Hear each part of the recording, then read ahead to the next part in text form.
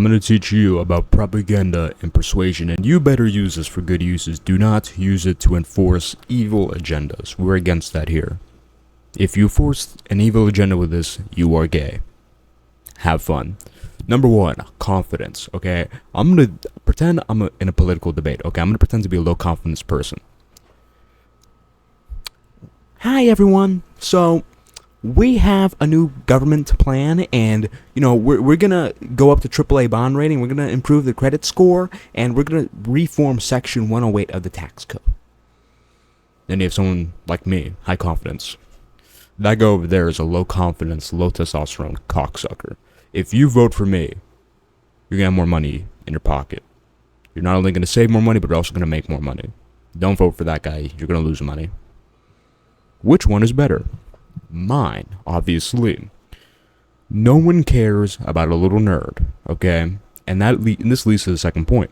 Saw the result as opposed to the features. Okay, what that guy did, the nerd, was like, well, the bond rating and the credit thing and the 108 section tax code, no one actually cares about that. What they actually care about is having more money. That's what the people care about. That you need to find the desires of the person you're speaking to, or the audience in general that you're speaking to, and you need to hit at the actual thing they want. They don't care about the tax code, they don't care about the credit rating, they don't care about the bond rating, etc. Apply this to any other situation. They don't care about all this BS. What they care about is having more money in their pocket. Go for it. Apply that to every single person you talk to, or every single audience you speak to. 3, appeal to human emotions. Appealing to fear is a great one. You see this all the time. If you don't follow this tactic, you're going to lose all your money. If you don't hop on this bandwagon, you're going to be left out. FOMO. Appeal to outrage. You know, this guy's racist. This guy's a terrible person. Don't vote for him.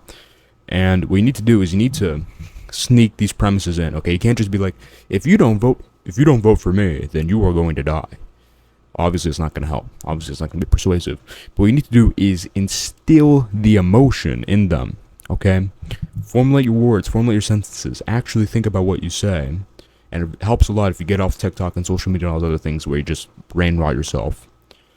If you can just get someone to feel fear, like, oh man, if I don't vote for this guy and I vote for the other guy, then the other guy's gonna make me lose money. I gotta go vote for this guy, I'm scared. If you can make people feel like that, they will literally do anything you say. You just need to be good at understanding human emotions, reading body language, etc. I'm going to make a body language guide in the future. But in any case, appeal to human emotions. Always, always, always. Never appeal to logic unless you're in a situation that specifically requires you to appeal to logic.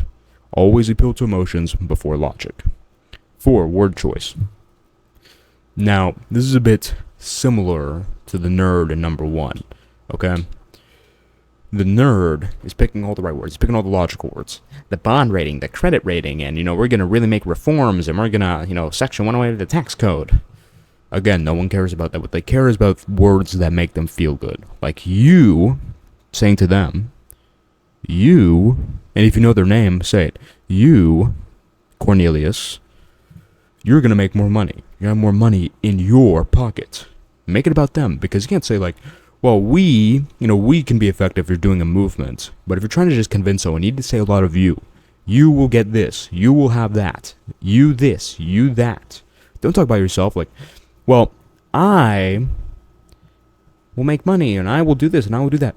Don't talk about yourself. Talk about them when you're trying to persuade them. Now, you can talk about yourself when you're adding credibility to your statements like, I built a company that made a ton of money, for example, or I built a company that made $5 million. That helps. But in general, think about the other person and think about the word choices. Okay? Now, this nerd can actually appeal to a few people. There's some people who respond, this is the average person, some people respond very well to fluffy language. Like, you're going to feel great, you're going to have more money in your pocket, all this other stuff. Meanwhile, more nerdy, more academic types will appreciate you saying things like Section 108 of the tax code. You need to calibrate your message. So, don't take everything I say, or most of the things I say, as just applying to every single person. Calibrate your message and choose the words. Choose the messages you want to convey accordingly. And that takes time to develop, but you have to try. You have to keep it in mind. Because if you keep that in mind and you talk to a few people, you're going to start understanding. 5, labeling.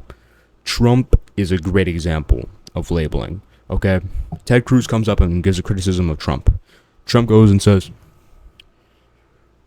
this guy is a liar. Lying Ted Cruz. Vote for Trump 2024. That's it. And Ted Cruz to this day is still known as Lying Ted. Now you don't need to necessarily mock another person, although that is very effective. What you can do is mock an idea. For example, socialism. Instead of going like, well, socialism is wrong and bad because of, this section of the government and that, all these features. Instead, you can sell the result that the people actually care about. Socialism is gay, and if you go for it, you're going to lose all your money. That is a far stronger message to convey than just going over all the features.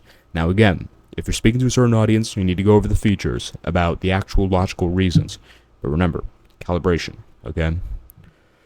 In general, you want to sell the results as opposed to the features, and you're going to want to label things in such a way that just makes people think, oh, communism? Gay. If you can make people think things like that, you're going to convince them to do literally anything, convince them to believe anything.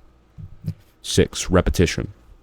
You see this all the time in marketing and commercials. How many times in your life have you seen a Coca-Cola logo? Tons of times, right? That's for a reason. Repetition, if your brain repeats something enough, it eventually just becomes true. Now, obviously, you can't just say, oh, well, this guy's a dinosaur, this guy's a dinosaur, this guy's a dinosaur, this guy's a dinosaur, this guy's a dinosaur. Obviously, that's not going to work. What you need to do is sneak in premises. For example, you want to convey the message that the person you're running against or the company you're competing against are a bunch of liars, or the guy is a liar. You want to sneak that premise in as much as possible. Lied about this, lied about that, he's a liar, and also insinuate it. The actual truth was this happened. Don't necessarily call him a liar at that point, but you still sneak the premise in. Repeat, repeat, repeat. And if you repeat something enough times, it'll just end up becoming true.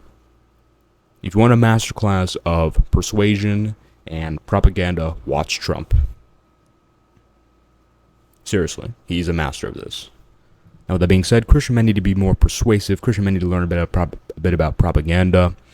If you want to join this movement building back Christian men, click the link in the description, join the Discord, follow me on Instagram, like all my posts, subscribe for more amazing videos, play the description to change your life. Those are my call to actions. See you next video.